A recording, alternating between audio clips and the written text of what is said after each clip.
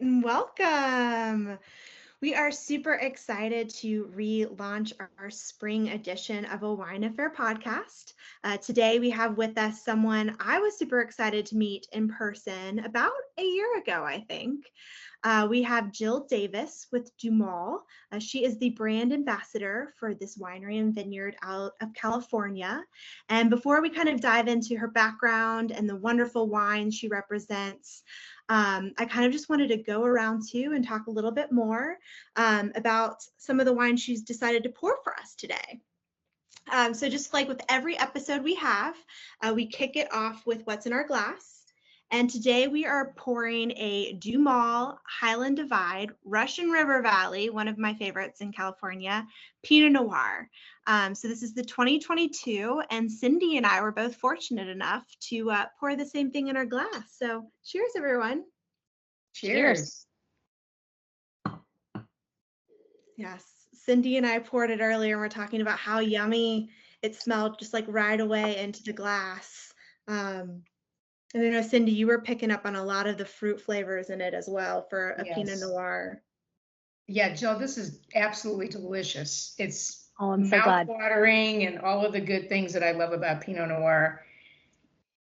First of all, I love the color. I love that violet color that it has. It's beautiful. And I'm getting, on the nose, I'm getting sort of a raspberry violet sort of note when I smell it. And also a little bit of oak. Not a lot. I mean, it's not overtaking it by any means. That's awesome. Yeah, and then when I tasted it, I mean, it's just got that perfect balance of a little bit of earthy with that fruit. It's nice and light. This is just delicious. Andi, what are your thoughts? I could smell it like right when I was pouring it, and part of me was thinking I needed to use my re-pour or one of my wine storage devices, because this is one of my dad's favorite kind of wines, and I'd love to share it with him. But as we've been sipping on it, I don't know if I can wait to see him in just a couple days. I completely understand. 2022s are so fresh and so just like easy to drink, to be honest. It's very much a vintage signature to us. Every year, as you know, is different. Each harvest is different, and the wines are different every year. It's one of the fun things about wine. But the Highland Divide is a really, really special Pinot Noir. It comes 100% from our estate vineyards. So we'll get into this a little bit later, but we farm our own vineyards, about 90 acres, and our estate vineyards are located in Southwest. The majority of our estate vineyards are located in the Southwest pocket of the Russian River Valley. It's a little region called Green Valley. And so it's really coastal. You get this really like vibrant, fresh, kind of that juicy acidity that you were talking about, Cindy. But it retains that purity of fruit as well. I mean, we can get into farming techniques down the road, but we don't use a lot of new oak on our Pinots. We only use about 25 to 30% on our wines as a generality. So we're really looking to let the vineyards shine and let the site and the estates be what's the forefront. I love that. That's such a great description, because that's, we love Pinot Noir in my family, and it's a pretty consistent grape, but I love it because you can tell the different regions bring out their personality to it. And that's what I was so excited to pour this, because when you bring home a Sonoma or a Russian River Valley Pinot Noir, like it just has that fruit and just that delicacy. But it still has the body and the flavors to stand up to whatever you're eating, which sometimes is hard to find. But yeah, I love this. I could tell it was like a little bit of oak, but it's just so soft. And I think that's nice because it doesn't overwhelm the grape.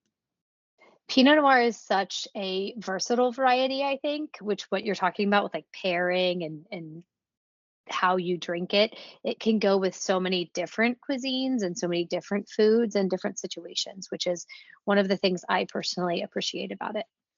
I love that. Well, I think what was most interesting, Jill, when you and I met, you were pouring a lot of really great DuMOL wines that night at the party. We were teasing earlier how it's the Davis party for this episode. We have Cindy Davis, Jill Davis, and I was at a family friends, the Davis family, for your specialty tasting. And we'll go into the wines here in a moment. But what I loved the most is when you told us you're actually from Atlanta and a Georgia Tech grad. And what I connected with is like you weren't originally you weren't going into the wine industry, but you had a really cool story that I'd love if you could dive into a little bit about like how you got into wine. Sure. Yeah. The elevator pitch, so to speak, is, first of all, when you're growing up in Georgia, which I grew up in Gwinnett County. So by no means is it super rural, but it's also not a big city either. And back when I was growing up, it was definitely less suburban than it is now. Nobody talks about the wine industry. My parents drank wine, but they weren't collectors or anything. So that was another world, so to speak. And you make your decision about where you're going to college at like age 17 or 18. And I decided what I was doing for college and what my degree was, and had no idea that the fine wine industry was a thing. And I liked wine, and I studied abroad, and I started tasting wine in Argentina and France. And in grad school, I started working at Murphy's. So if anybody's familiar with Murphy's, in Virginia Highlands, they have a little wine shop and a little program. They do wine tastings, wine dinners, etc. And I started working there throughout grad school and was like, whoa, this wine industry is so cool. How do I get into this? So I was as you mentioned, at Georgia Tech. I went to Georgia Tech for undergrad and grad school.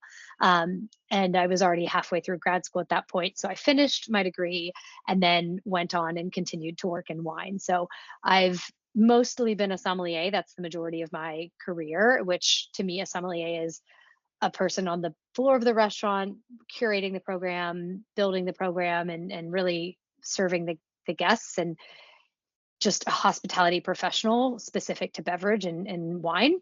So most of my time was with the Four Seasons. I opened up the Orlando Four Seasons and the Philadelphia Four Seasons properties. I spent a little bit of time at the San Francisco and Palm Beach locations. But in between some of those positions, I spent 3 years here in California working a few harvests. And after experiencing the pandemic in Philadelphia and in a hotel world, I decided to move back to California. And I had known and loved DuMOL from my time as a sommelier, and I had their wines on my restaurant programs. So I was familiar with the winery, I was familiar with the winemaking team and the story and the vineyards, et cetera. And so I moved back to California to take on the hospitality program, and now work a little bit in the marketing team as well. Wow. Yeah, that's the quick, the quick full version. journey. Yeah, full journey. Yeah. Best of both sides of the world, though, service and the actual location of the vineyards. Totally, exactly. So, Jill, can you go a little more specifically about DuMOL Winery itself? What sets them apart? What they're known for, what they specialize in, those kinds of things? For sure. So as a sommelier, you can talk about any wine in the world on any given day, right? You can be serving Loire Valley Chenin to Barolo from Piedmont to Pinot from California. And if you're going to choose a winery to work with, you truly want to believe in the story. And that's where I find myself with DuMOL. Is DuMOL has such an amazing team. And we've been here for close to 30 years now in Sonoma. So we're based in the Russian River Valley, and again, that small pocket of the Russian River Valley. So we have about 90 acres of estate vineyards at this point. It's been a project. You don't just start with 90 acres. So we started as a super little project in the 90s, and then planted our first estate vineyard in the right around 2000. And we've slowly been acquiring and planting new vineyards since then. So at this point, we're at 90 acres now. And farming is really where it starts. It, as much as we talk about winemaking in the cellar, et cetera, if you don't start with great grapes, you can't make great wine. So imagine you're making a caprese salad. You really need the freshest tomatoes for that caprese salad. So same thing with winemaking. You need fresh, pristine, beautiful fruit to work with. And the way you can control that, can manage that, is to really farm your own vineyards and be there and know what's going on. So we have a full-time farming crew that we're really excited about. And we've planted our vineyards as high density vineyards. So this is pretty rare for California. if anybody's been to California and driven around wine country here, you'll see most vineyards are about 12 feet wide. They fit a tractor between the rows. And it's kind of the architecture of a vineyard based on tractor size, really, and how to, if you're going to need to run a tractor through your vineyard, which a lot of people need to, you're going to build it that way and you're going to plant it that way. We have planted our estate vineyards high density like they do in Burgundy. So 4 feet between rows, 3 feet between vines. This is really densely spaced. So generally speaking, a vineyard has about 1,200 vines per acre. We have about 3,600 generally. Oh, wow. Huge difference. So what that means for us, it changes everything about your farming. So much of our farming has to happen by hand. And it does a lot of things for us, but two main things is the foliage, the canopy, the green canopy that you see when you drive by the vineyards in the summer is shading the next vine. So the grapes during the growing season are really in the shade. And so the grapes aren't over ripening, the grapes are staying cooler. We get such sunny, warm days here in California that's really important. And the soil even stays cool. So we're actually maintaining soil health at the same time as we're maintaining the grapes. And then below ground, the vines are competing with each other. So you have this root competition happening. And that means that the roots are growing deeper because the vines are so close together, the roots can't spread out wide. They have to go dig deep. And so that means we're able to dry farm. The roots go the whole way down to the water table. The vines can uptake water when they need it, and we don't have to irrigate, which is pretty amazing. So those are two big things, the shading and the dry farming, that high density vineyards allow us to do. There's a whole host of other things that kind of are involved in it, but those two are really the main things. And really, we look at our vineyards as an ecosystem. We're looking at the soil health, we're looking at the health of the vines, and we're maintaining it as a whole system, not just asking it for grapes every year, Well, and with such dedication going on, like in the vineyards, how many grapes are you all growing? Kind of what are the wines you're focusing on versus Totally. just this Pinot Noir? Great question. So we focus on Pinot Noir and Chardonnay. Being in that cool pocket of the Russian River Valley, we're really close to the coast. We can't stop talking about the Pacific Coast here in Sonoma and the fog. So anybody who's come to San Francisco, the Mark Twain quote probably resonates with you, that like the coldest winter I spent was a summer in San Francisco, or something to that effect. I'm paraphrasing, but yep. yeah, exactly. You have to have layers. You have to have your poofy, you have to have your sweater, it's always layers, right? Because the morning it's always so cold with the fog. And so that's something we see regularly here. So our vineyards being over near the coast are really blanketed with fog in the morning. And so sometime mid-morning, depending on the day and depending on the time of year, the fog will start to roll out. And then we'll have that sun for kind of like late morning to afternoon, and then the fog rolls back in the evening. So the fog is cooling the grapes in the vineyards all throughout the growing season, which means that we can grow Chardonnay and Pinot here in Sonoma.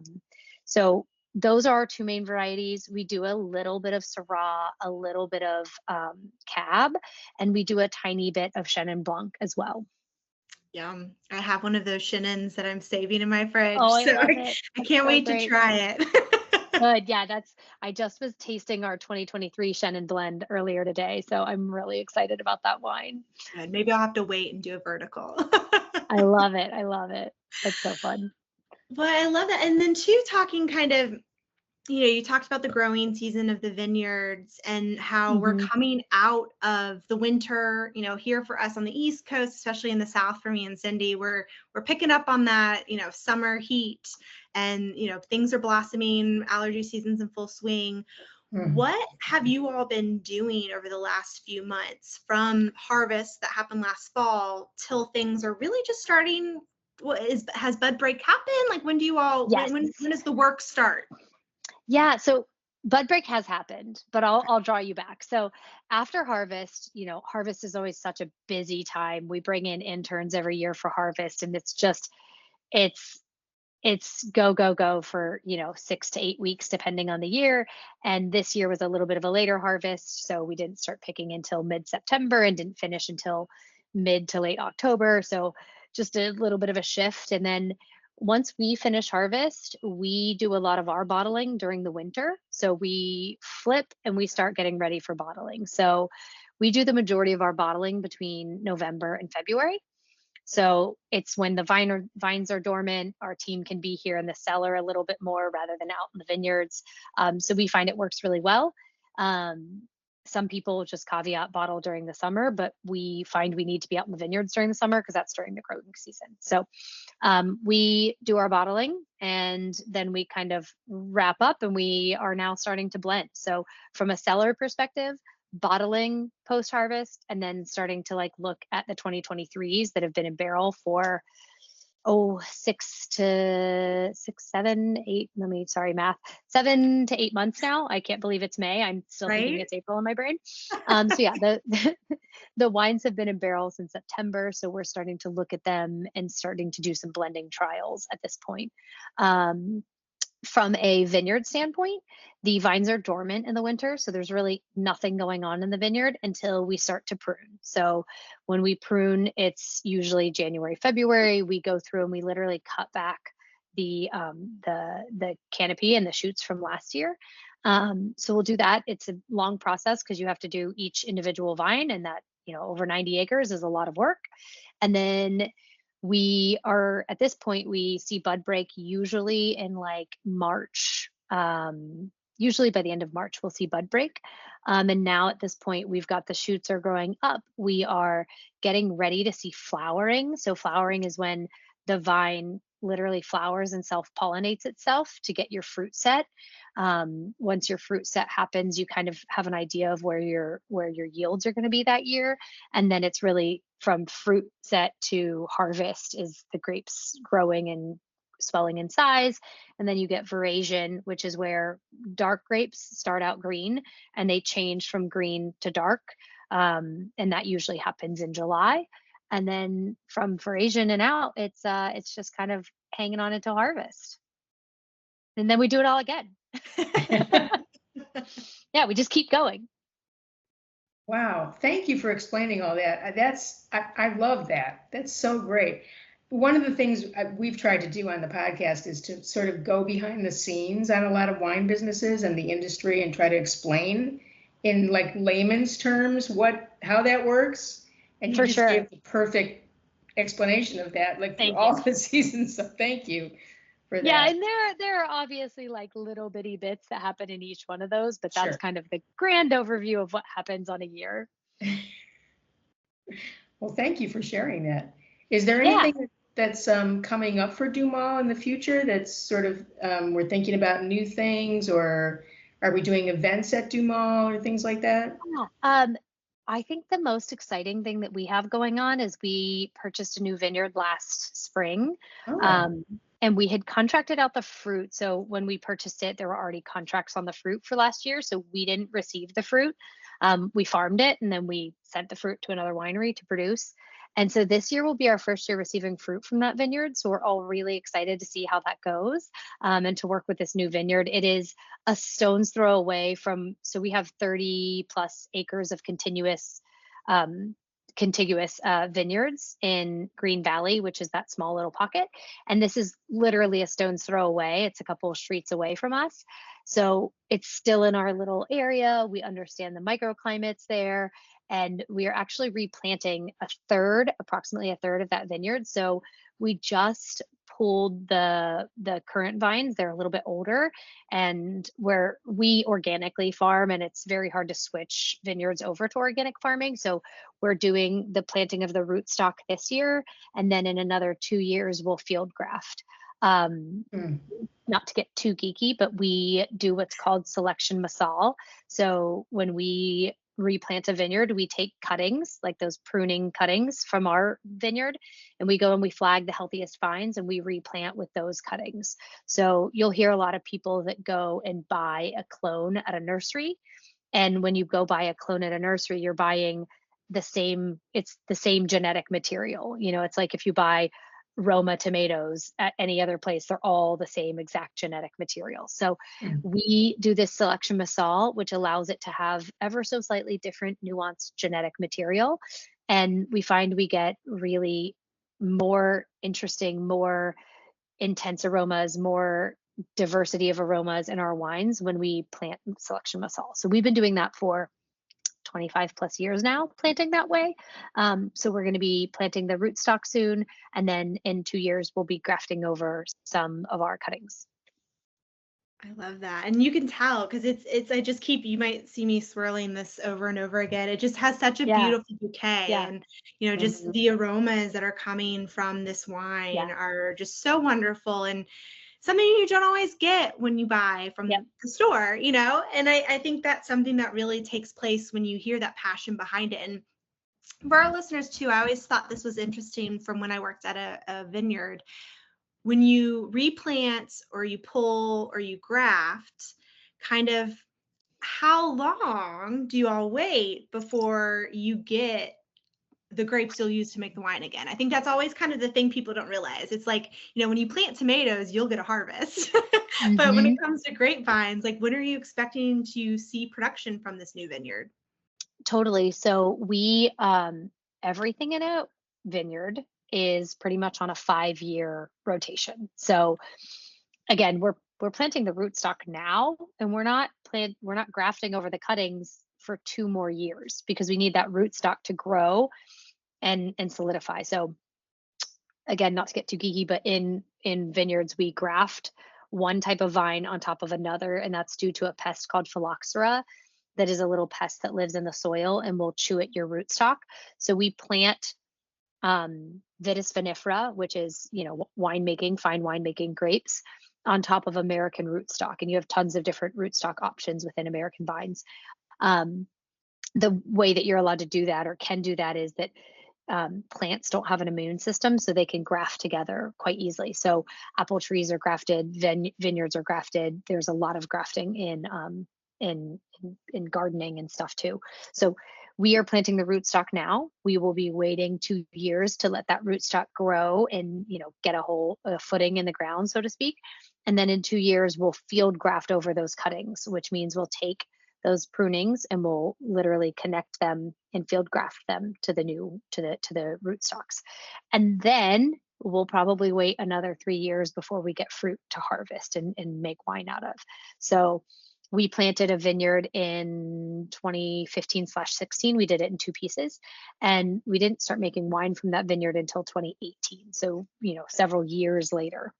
So it's a totally long game mentality here, where you're kind of always thinking multiple years ahead. It's a full investment. Yes, yeah, for sure. Patience. I don't know if I'm not very good at being patient, but Yeah, it is definitely a study in patience, that's for sure. Wow. That's amazing. So where can people order the wine on the site, I'm assuming, right? Totally. Yep. So Okay. dumol.com, DUMOL.com. We Okay. don't have a store online. What we do is an allocation list. So if you put in your name and email, we will get you on our allocations. So we release wines 4 times a year, so seasonally. Our next allocation is coming up in the fall, August. I forget exactly which dates, but we release every season, and our wines are just such small production. Like the Chenin that we were talking about is, you know, a half an acre. So we planted a tiny little half an acre of Chenin. So it's like 300, 400 cases approximately. So we do allocations seasonally, and we'll email you and let you know when the allocations are open. And we'll say, you know, there are 3 of this one and 2 of this one available, and you kind of go in and take what you want and leave what you don't. So if you're a Chardonnay drinker, just Chardonnay, you can go in and select that. If you're a Pinot drinker and just Pinot, you can go in and select that. So pretty easy. Okay. Nice. Do you know what will be on the upcoming allocation for anyone who's ready to sign up today? Yeah, totally. So our fall release is a lot of our single vineyards and our designate wines. So we always, you know, they're some of our most ageable and like coveted wines, like our Finn, Ryan, our Estate Pinot, the Brisset and the Estate Chardonnay, which are two of my absolute favorite wines. And they're a little bit more of the structured wines. So, you know, being that it's a seasonal release, we kind of think about which season goes with which wine. So our winter release is, again, it's got our Cab in it, our biggest Chardonnay. And then the spring release is typically our lighter, kind of more coastal wines. And the summer release is some of our more experimental things like the Chenin. Very cool. I like Yeah. that. And quick question. So because you all take so much care on your wines, and you mentioned the different allocations and what's age worthy and what's not, what would you recommend to age or hold on to possibly see the difference? Yeah. So if anybody has any of our 2021s, I would say hold those for a while. That is one of our most ageable vintages. The 2022, again, kind of what we were talking about at the beginning, is a super fresh early drinking vintage. That being said, our Fin and our estate wines are some of our most ageable. If anybody has any questions, members@dumol.com, shoot us an email. We are happy to answer and give you all the vintage notes we have. Andi also puts his notes online. So we have all of Andi's tasting notes and his drinking windows on our website. And he is super thoughtful. I love how he speaks about wine. Andi's our winemaker and owner, and he is poetic about how he talks about the wines, which is really great. I love that. And I do have to say, to follow you all, we have the website to get connected. You all have such a fun Instagram and social media accounts. Thank you. How can we follow you? How can our listeners follow you? Do you have Totally. an account? Yeah, so it's at DuMOL Winery, both on Instagram and Facebook. And I'm so glad you said that because I do our social media, so that makes me really happy. It's so fun. I love it. I'm always like, ooh, it's a new post. I love it. Thank you so much. Yeah, it's one of the most fun things to show, like the true behind the scenes, like, just show what the team is doing in the vineyard or in the cellar, and really show what happens. It's really cool. So yeah, follow us at DuMOL Winery. We are active, and if you have any questions, you can also ping us on Instagram and Facebook, etc. Cool. Well, no, Jill's the one responding. No. Oh gosh, yeah. Right. I love it. Fun. Well, thank you. Love it. Thank Well, you thank so you, ladies, so much. This has been such a pleasure chatting with you, and I can't wait to see you all when you come out in Sonoma. I know, yes. I'll have to keep you posted too. I'm gonna go tell the Davis family to hold their 21s. And maybe we can rate some of their other newer vintages. I'll keep you posted on that Chenin as well. Perfect. Awesome. Well, thank you, everyone. Cheers. You're welcome. Thanks so much. Cheers. Cheers.